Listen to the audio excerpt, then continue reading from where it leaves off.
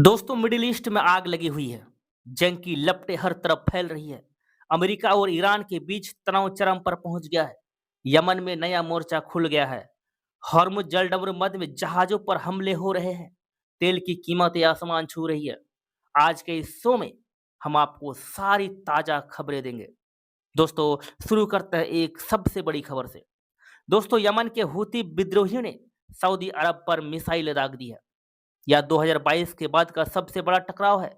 Saudi सेना का कहना है कि उनके एयर डिफेंस सिस्टम ने इन मिसाइलों को रास्ते में ही मार गिराया।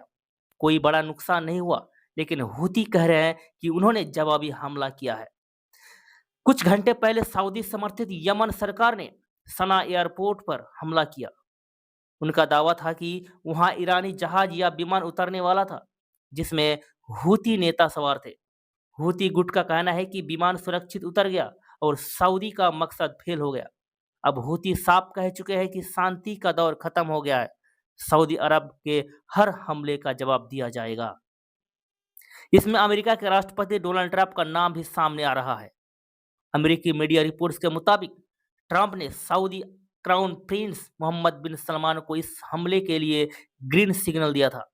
अभी तक अमेरिका या सऊदी की तरफ से कोई आधिकारिक पुष्टि नहीं हुई है, लेकिन अगर यह रिपोर्ट सही है तो इसका मतलब है कि यमन में नई जंग सिर्फ सऊदी का फैसला नहीं, बल्कि अमेरिका की भी सहमति से हो रही है। दोस्तों, अगर हालात ऐसे ही रहे तो अमेरिका ईरान इजराइल की जंग के साथ साथ यमन सऊदी के बीच भी नया मोर्चा खुल जाएगा। मिडिल ईस्ट पहले से ज्यादा उबल रहा है। अब चलते हैं ईरान पर अमेरिकी हमलों की तरफ। अमेरिका ने लगातार तीसरी रात ईरान पर बड़े हमले किए हैं। राष्ट्रपति ट्रंप ने पहले ही कहा दिया था कि हमले बहुत जोरदार होंगे और 2 दिन तक चल सकते हैं। अमेरिकी सेंट्रल कमांड ने बताया कि ट्रंप के आदेश पर ईरान के कई सैन्य ठिकानों को निशाना बनाया गया।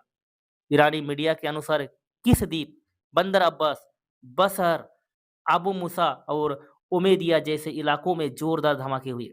सोशल मीडिया पर वीडियो में आग के गुबार और धुआं दिख रहा है।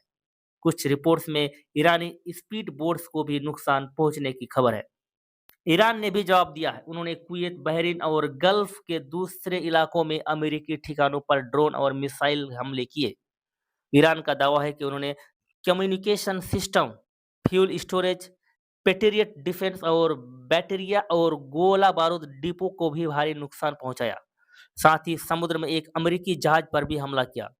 अमेरिका की तरफ से अभी इन दावों की पुष्टि नहीं हुई है, लेकिन तस्वीरें और वीडियो सोशल मीडिया पर वायरल हो रहे हैं। बहरीन में धमाकों की खबर आई है। वहां आग और धुएं के गुब्बार दिख रहे हैं। बहरीन में ईरान समर्थन आबादी भी काफी है।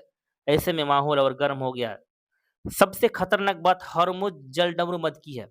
ईरान ने यहां यूएई के 2 तेल टैंकरों मुम्बासा और अल बहिया पर क्रूज मिसाइलें दाग दी। दोनों जहाज आग की चपेट में आ गए। इस हमले में एक भारतीय क्रू सदस्य की मौत हो गई। 8 लोग घायल हुए, जिनमें 6 भारतीय और 2 यूक्रेनी है। 4 की हालत गंभीर बताई जा रही है। यूएई ने इस हमले को अंतर्राष्ट्रीय कानून का उल्लंघन बताया। उन्होंने कहा कि अपनी सुरक्षा के लिए हर जरूरी कदम उठाएंगे। उनकी फोर्स हाई अलर्ट पर है। अगर यूएई ने भी जवाबी हमला किया तो जंग का दायरा और बड़ा हो जाएगा। दोस्तों, हॉर्मुज दुनिया का महत्वपूर्ण जलमार्ग है। यहाँ से दुनिया का बड़ा हिस्सा तेल गुजरता है। हमलों के बाद तेल की कीमतें 9% तक बढ़ गई है। $100 प्रति बैरल से ऊपर पहुंच गई है। भारत जैसे देशों पर इसका सीधा असर पड़ेगा। पेट्रोल डीजल महंगे हो सकते हैं। आपकी जेब पर बोझ बढ़ेगा। अब देखते हैं दूसरे अपडेट्स। गाजा में इजरायली हमले जारी है। 13 और 14 जुलाई में 3 फिलिस्तीनी मारे गए और 15 घायल हुए। लेबनान में आज नई बातचीत शुरू हो रही है। हिजबुल्लाह को डिसआर्म करने पर चर्चा होगी। यूनाइटेड किंगडम ईरान के रिवोल्यूशनरी गार्ड्स पर बैन लगाने की योजना बना रहा है। अमेरिका ने यूएई में अपनी कंसुलर सेवाएं 13 से 15 जुलाई तक सस्पेंड कर दी है सुरक्षा के कारण। दोस्तों, पूरा मिडिल ईस्ट तनाव की चपेट में है। अमेरिका ईरान जंग अब सिर्फ 2 देशों तक सीमित नहीं रही। गल्फ देश, यमन, हुर्मुज सब प्रभावित है। दोस्तों, बैकग्राउंड समझिए। फरवरी 2026 से अमेरिका और इजराइल ईरान पर हमले कर रहे हैं। जून में कुछ समझौता हुआ था, लेकिन जुलाई में फिर से टकराव शुरू हो गया। ईरान हुर्मुज पर नियंत्रण चाहता है। अमेरिका शिपिंग रूट्स खुला रखना चाहता है। अब आगे क्या हो सकता है? अगर यूएई या सऊदी ने सीधा हमला किया तो बड़ा युद्ध, तेल सप्लाई बाधित हुई तो पूरी दुनिया प्रभावित, भारत को तेल आयात बढ़ाना पड़ सकता है। विदेश में रह रहे भारतीयों की सुरक्षा की भी चिंता का विषय है। दोस्तों, जंग से कोई फायदा नहीं, आम लोग मरते हैं, अर्थव्यवस्था बिगड़ती है। सभी पक्षों को बातचीत से रास्ता निकलना चाहिए। बाकी आप क्या सोचते हैं? कमेंट में जरूर बताइए। अगर आप खबर पसंद आए तो लाइक करें, शेयर करें और चैनल को सब्सक्राइब करना ना भूलें। दोस्तों, बहुत बहुत धन्यवाद।